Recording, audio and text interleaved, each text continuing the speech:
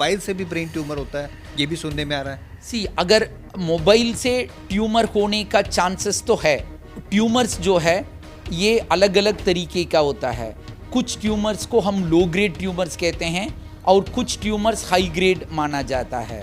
Patients अगर बहुत late जाते हैं तब फिर उनके लिए वो आउटकम उतना अच्छा नहीं होता है। तो इसीलिए ब्रेन ट्यूमर अवेयरनेस बहुत ज़रूरी है। ब्रेन ट्यूमर क्यों आता है उसका हम पक्का बता नहीं सकते हैं, पर अगर जब हो जाता है उसको जितना जल्दी सही इलाज कर सकते हैं उसी पे ध्यान देना चाहिए। फिट्स जो आना और एक साइड की पैरालिसिस, वीकनेस होना, चलने में दिक्कत आना और नज़र धीरे धीरे कम होते जाना और सुनाई देने में भी तकलीफ, ये इसमें से कोई भी तकलीफ अगर अचानक होती है या धीरे धीरे बढ़ती ही जाती है तो ये ब्रेन ट्यूमर का एक मैनिफेस्टेशन हो सकता है। ट्यूमर का ऑपरेशन के बाद हम रेडियोथेरेपी देते हैं, कीमोथेरेपी देते हैं और उसके बावजूद कुछ ट्यूमर्स होते हैं जो पूरा इलाज करने के बाद भी वो ज़िंदगी की लंबाई बहुत ज़्यादा नहीं होता है।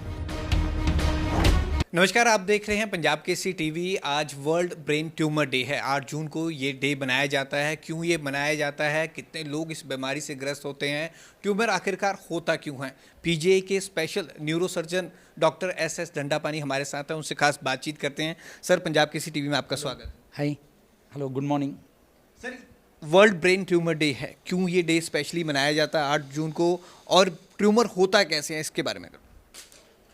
आज ब्रेन ट्यूमर डे इसीलिए मनाया जाता है क्योंकि 2000 में जर्मन ब्रेन ट्यूमर एसोसिएशन ने इस डे को उनको ब्रेन ट्यूमर अवेयरनेस डे करके डिक्लेयर किया था।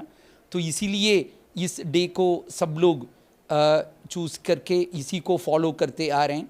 एक्चुअली ब्रेन ट्यूमर का अवेयरनेस बहुत ज़रूरी होती है क्योंकि हम देख सकते हैं कि बहुत पेशेंट्स ब्रेन ट्यूमर का लेट स्टेज पे डायग्नोस होके अगर जल्दी हो भी जाएं तो इधर उधर जाते हैं, वो सही स्पेशलिस्ट के पास वो जाते नहीं हैं और लास्ट जब बहुत बड़ा हो चुका है तब अगर वो जाते हैं तो उसका सर्जरी का कॉम्प्लिकेशन भी ज़्यादा होता है और आउटकम भी उतना अच्छा नहीं होता है।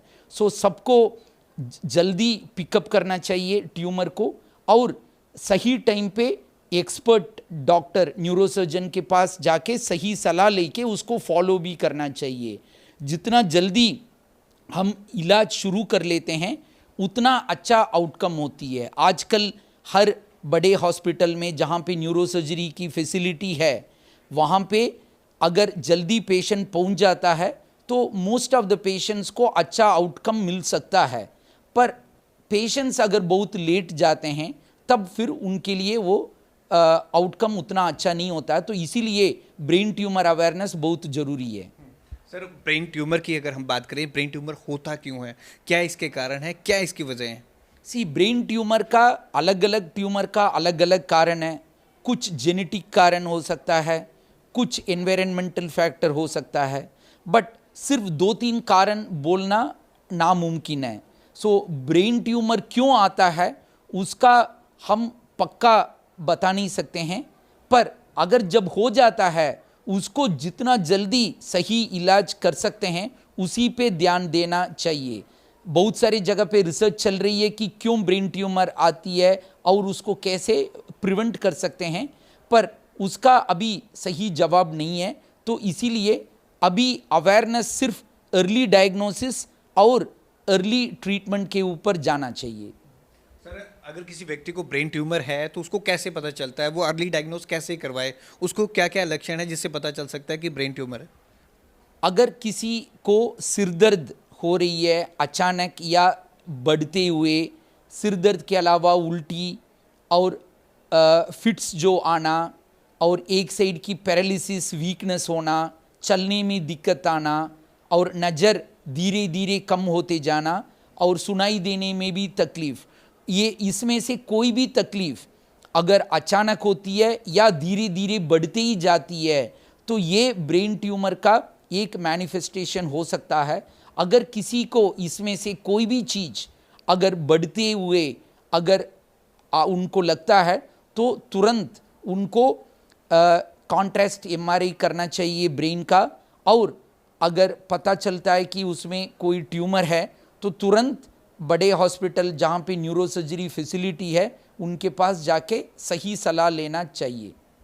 पूरे भारत में और खासकर हम चंडीगढ़ की बात करें, क्या रिकॉर्ड है सर, ब्रेन ट्यूमर के कितने मरीज होते हैं, कितने डायग्नोज हो जाते हैं, कैसे ये ट्रीटमेंट चलता है? पूरे देश का तो कहना मुश्किल है क्योंकि हमारे पास कोई ऑफिशियल रजिस्ट्री नहीं है, पर अगर हमारे पीजीआई न्यूरोसर्जरी डिपार्टमेंट के बारे में अगर कहूँ तो रोज़ 8 से 10 ब्रेन ट्यूमर पेशेंट्स का ऑपरेशन यहाँ पे हम करते हैं। कुछ हम इलेक्टिवली करते हैं, कुछ इमरजेंसी में जो आते हैं उनका भी होती है। सो अलग अलग तरीके का ब्रेन ट्यूमर होता है, तो अप्रॉक्सीमेटली हमारे हॉस्पिटल में 8 से 10 पेशेंट रोज़ ऑपरेट होते हैं। सर ये जो ऑपरेट होता है ट्यूमर की अगर हम बात करें तो ये ब्रेन से क्या ट्यूमर निकाला जाता है, क्या निकाला जाता है, और कैसे, अगर हम आम जनता को आम भाषा में अगर हम समझाएं तो? ये जो ट्यूमर्स जो है ये अलग अलग तरीके का होता है। कुछ ट्यूमर्स को हम लो ग्रेड ट्यूमर्स कहते हैं और कुछ ट्यूमर्स हाई ग्रेड माना जाता है। लो ग्रेड ट्यूमर्स में वो धीरे धीरे बढ़ता है, अगर हम पूरा निकाल देते हैं तो दोबारा आने में बहुत टाइम लगता है, तो शायद वो पूरा क्यूर कर सकते हैं लो ग्रेड ट्यूमर्स में। हाई ग्रेड ट्यूमर्स में अगर निकाल भी लेते हैं तो वो जल्दी दोबारा वापस आ जाती है, इसीलिए ट्यूमर का ऑपरेशन के बाद हम रेडियोथेरेपी देते हैं, कीमोथेरेपी देते हैं। और उसके बावजूद कुछ ट्यूमर्स होते हैं जो पूरा इलाज करने के बाद भी वो ज़िंदगी की लंबाई बहुत ज़्यादा नहीं होता है, पर हमें ये ट्यूमर निकाल के जब जांच के लिए भेजेंगे तभी मोस्टली पता चलती है, तो ये बाद में पता चलता है, बट इलाज तो करना चाहिए। और कुछ ट्यूमर्स का पूरा क्यूर कर सकते हैं, पर अगर कुछ ट्यूमर्स ऐसे भी होते हैं कि उसका क्यूर नहीं कर सकते हैं, उसको सिर्फ कंट्रोल कर सकते हैं, उनको हम कैंसर बोल सकते हैं, like brain cancer. These are very high grade tumours. अगर सर ये अर्ली डायग्नोज हो जाता है तो ये सर्जरी से बचा जा सकता है मेडिसिन के थ्रू, कि सर्जरी की नौबत ना आए? ट्यूमर क्या है अगर पहचाना है तो एटलीस्ट थोड़ा सा टुकड़ा तो जांच के लिए भेजना ही पड़ता है, तो इसीलिए वो बायोप्सी कभी कभी करते हैं जो गहरी जगह पे है, जिसका पूरा निकाल नहीं सकते हैं, उसको हम थोड़ा सा निकाल के पहले पता करते हैं कि क्या है। बट जिस चीज़ को पूरा निकाल सकते हैं उसका हम डायरेक्टली पूरा निकालने की कोशिश करते हैं। अगर ऑपरेशन के टाइम आराम से आ जाता है तो पूरा निकल जाता है, अगर कभी कभी बहुत फंसा हुआ होता है तो मैक्सिमल जितना निकाल सकते हैं उतना निकाल के पहले जांच के लिए भेजते हैं, फिर उस जांच में जो रिपोर्ट आती है उसके मुताबिक फिर हम डिसाइड करते हैं कि कीमोथेरेपी रेडियोथेरेपी देना या नहीं देना। सर पंजाब, हरियाणा और चंडीगढ़ की अगर हम बात करें तो कोई रीज़न है कोई स्पेशल जहाँ से ये पेशेंट ज़्यादा आते हैं, कुछ ऐसा कोई डाटा हमारे पास? नहीं, ऐसे कोई जगह को नहीं कह सकते हैं कि सिर्फ इसी जगह से ट्यूमर्स ज़्यादा होता है। ट्यूमर्स किसी भी एरिया से मरीज को हो सकता है, तो कोई भी पेशेंट किसी भी उम्र का हो और किसी भी जगह का हो, अगर जो भी मैंने तकलीफ़ इसके पहले मैंने जो बोला था अगर किसी को होती है, और मोस्ट इम्पॉर्टेंट चीज़ है कि बढ़ते ही जाना। अगर कोई भी तकलीफ़ जो मैंने पहले बोला था अगर वो बढ़ते ही जा रही है तो वो बहुत इम्पॉर्टेंट है कि उसको डिले नहीं करें, वो जल्दी डायग्नोज कर लें। और इसमें सर एज बैरियर भी है कि ये यंगस्टर्स को है या सीनियर सिटीजन को ही है ये प्रॉब्लम? यंग मरीजों में अलग तरीके का ट्यूमर्स आता है और जिनका उम्र ज़्यादा है उनमें अलग तरीके का ट्यूमर्स होती है। तो ट्यूमर टाइप अलग अलग एज में अलग अलग कॉमन होता है, बट कोई भी एज ग्रुप नहीं है जिनको हम बोल सकते हैं कि इनको ट्यूमर आ नहीं सकता। पीजीआई में कोई आया है कि यंग जनरेशन में भी किसी में ब्रेन ट्यूमर देखा गया? यस, हम बहुत छोटे बच्चों को भी ट्यूमर आ सकता है और सीनियर सिटीजन्स 80 इयर्स 90 इयर्स में भी ट्यूमर आ सकता है।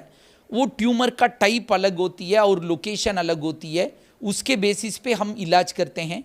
लाइक जैसे हम पीजीआई में हमारा न्यूरोसर्जरी डिपार्टमेंट में हर तरीके का जो न्यूरोसर्जरी फैसिलिटी हमारे पास है, हमारे पास मिनिमली इन्वेसिव सर्जरी का फैसिलिटी है, हमारे पास एंडोस्कोपी है, एक्सोस्कोपी है, नेविगेशन सेटअप है। बट वो ट्यूमर का लोकेशन और ट्यूमर का टाइप उसके बेसिस पे हम डिसाइड करते हैं कि किसको क्या इलाज सही हो, और उसके बेसिस पे हम ट्यूमर को निकालने की कोशिश करते हैं।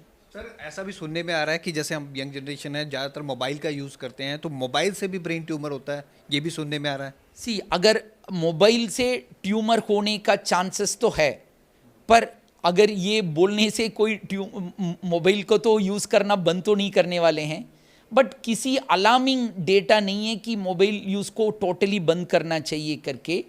कुछ एसोसिएशन मिला है वर्ल्ड हेल्थ ऑर्गेनाइजेशन की तरफ, बट वो पक्का उतना ज़्यादा नहीं है। बट फिर भी जो सिर के पास अगर जो काइंड ऑफ हैंड्स फ्री में जो बात कर सकते हैं, वो हैंड्स फ्री में बात करना थोड़ा बेटर हो सकता है, बट कोई डेफिनेटिव या अलार्मिंग डेटा अभी तक नहीं है कि हम उसको पक्का गाइडलाइन बनाएं। तो ब्रेन ट्यूमर को लेकर हमने पीजीआई के न्यूरोसर्जन से खास बातचीत की, लेकिन एक बात जो खास निकल के आई है कि मोबाइल से भी ब्रेन ट्यूमर हो सकता है। मोबाइल का अत्यधिक इस्तेमाल भी अब ब्रेन ट्यूमर कर सकता है। हालांकि इसका कोई ऑफिशियल डाटा नहीं है, लेकिन ये सिम्टम्स देखे गए हैं, इसलिए हम सभी को अवेयर रहने की ज़रूरत है। और इस तरह के कोई भी सिम्टम्स अगर आपको लगता है, जैसा डॉक्टर ने बताया, तो आप अपने नज़दीकी न्यूरोसर्जन से ज़रूर कॉन्टैक्ट करें। कैमरामैन सुरेंद्र के साथ भगवत सिंह, पंजाब केसरी, जगबानी टीवी, चंडीगढ़।